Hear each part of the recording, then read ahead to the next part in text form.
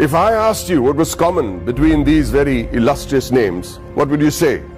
Mr. Kumar Mangalam Birla, Mr. Motilal Oswal, Mr. Suresh Prabhu, Mr. Shekhar Kapoor, Mr. Piyush Goyal, Rakesh Jhunjhunwala. What do you think is common between these people from very diverse walks of life and professions? Two letters, two simple letters, C and A. Two letters so powerful that if you join them and put them before a name, it not only becomes a professional qualification, but it represents willpower, dedication, intelligence, and the ability to march on come what may. To the rest of the world, these two letters mean chartered accountant. But to me, it means something completely different. Committed achievers. Let me tell you a story about a committed achiever. A young girl was wrongly prescribed penicillin for a common cold. What happened was that she became visually impaired. A 9-year-old became blind. She decided to become a chartered accountant. Her name was Rajni Gopal. So what if she was visually impaired? The world may think of it as a handicap, but she did not. In another story, the daughter of a man who sold coffee outside Borivali railway station on a bicycle decides to learn English in the 7th standard. And she fails. Tries again, fails again. She goes on to become a chartered accountant. Did she ever think that language would be a barrier? She did not. Did she ever think that her financial status would be a barrier? She did not. All she wanted to do was become a chartered accountant, a committed achiever. The only place where achievement comes before commitment is in the dictionary. It was this commitment to achieve that led to the formation of this organization that would change the economic structure of this country forever. ICAI, the Institute of Chartered Accountants of India. The leaders of this nation were visionaries. They knew the role chartered accountants would play in developing the country, which is why on the 1st of July 1949, a year even before the Constitution of India was formalized, an Act of Parliament gave birth to ICAI. Today, ICAI counts itself amongst the oldest professional institutions in the country. Born as a regulator of accounting profession to aid the economic growth of the nation, it is the second largest professional accounting and finance body in the world in terms of members, with a current roster of about 2.5 lakh members and counting as I speak, with a presence of about 71,000 female chartered accountants and 3.5 lakh girl students. ICAI holistically carries the mission of transforming the nation from women's development to women-led development.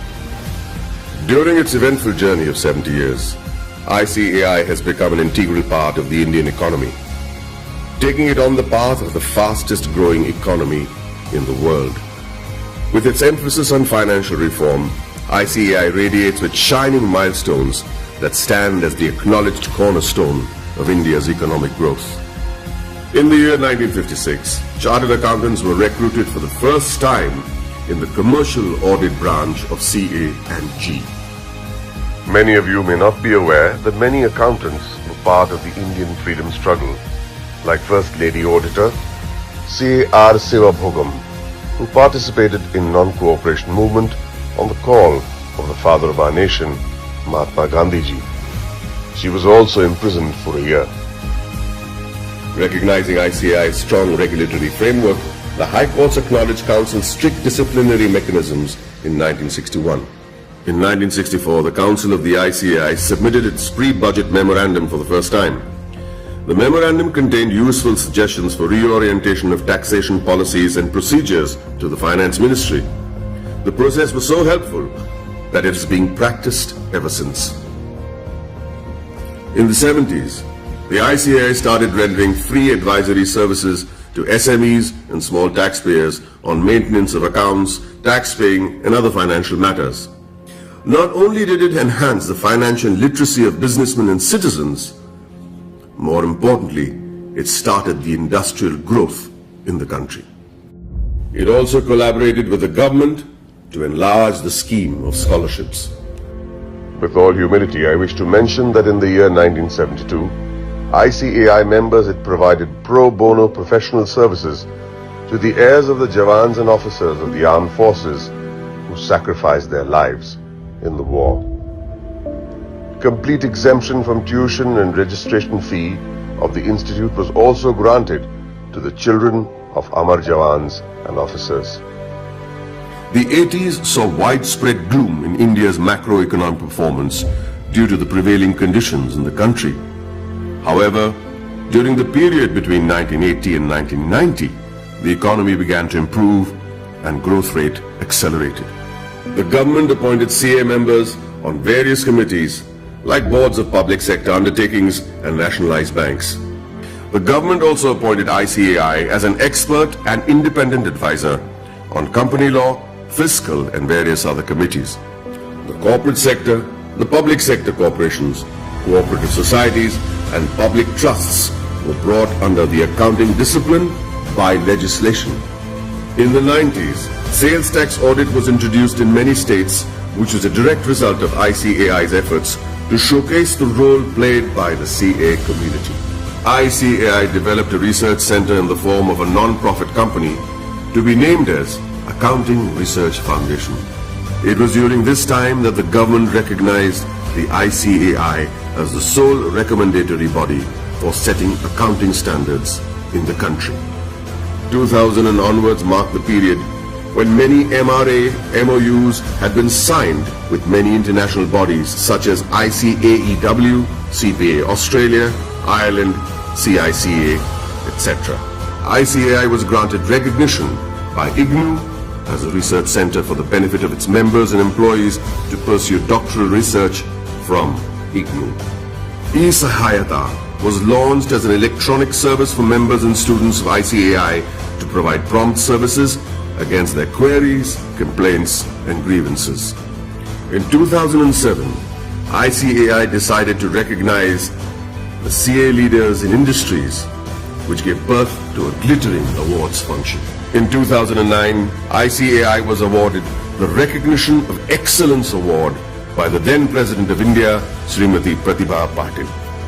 In the year 2014, the Honorable Prime Minister of India, Sri Narendra Modi, nominated ICAI for the Swachh Bharat Abhiyan. Under the banner of Swachh Bharat Abhiyan, Swachh Vidyalaya Abhiyan was launched in the year 2015 to provide separate toilets for boys and girls in all government schools throughout the country. ICAI undertook a pilot study for the Indian Railways. The in-depth cost analysis helped in streamlining the running of the railways.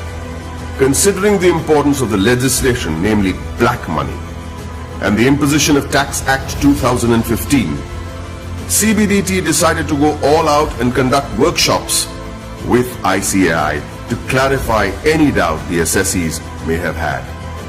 ICAI was chosen as the preferred institution to partner with the Government of India to create awareness and maximize the potential of the Income Declaration Scheme 2016.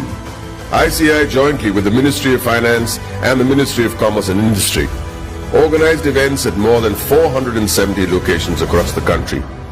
It was attended by more than 42,000 citizens, including chartered accountants, company secretaries, advocates, and members from trade and industry.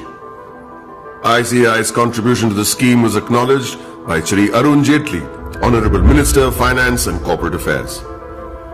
For the benefit of its members, ICAI established the Indian Institute of Insolvency Professionals of ICAI. ICAI extended its technical and infrastructural support towards the accounting reforms of various government offices. This meant moving from cash to accrual system of accounting after assessing the tremendous positive impact on national financial reporting. It was also an important year for the Indian economy, with GST being touted as the game changer, leading to one nation, one tax. ICAI, as always, was there to partner the government towards effective and smooth implementation of GST throughout the nation. As a result, ICAI and CA members became a proud knowledge partner for GST success. For a clearer understanding of GST, ICAI carried out more than 3,000 programs benefiting more than 2.5 lakh participants. ICAI also established GST Sahayata desks all across the country to facilitate small businessmen, traders, shopkeepers, and the public at large. ICAI has created a milestone by launching various incubation centers. In line with the Prime Minister's vision to support startups, ICAI is providing massive platforms to help CAs start their businesses. Not many people know that there is an accountancy museum in India, or that the ICAI is the first accounting body in the world to start a digital accounting and insurance board, or that there are 3 forensic labs in India to monitor financial bungling and frauds. With this, the ICAI is keeping its eyes and vision firmly on the future. The ICAI has a very strict code of ethics. Its motto is taken from the Upanishads, Yayeshu Sapteshu Jagriti, which translates as the one that is awake in those that sleep. Here's to the guardians who stayed awake and protected us while the rest of us slept. I'd like to salute this institute for the work it has done in the past 7 decades and wish them the very best in the years to come.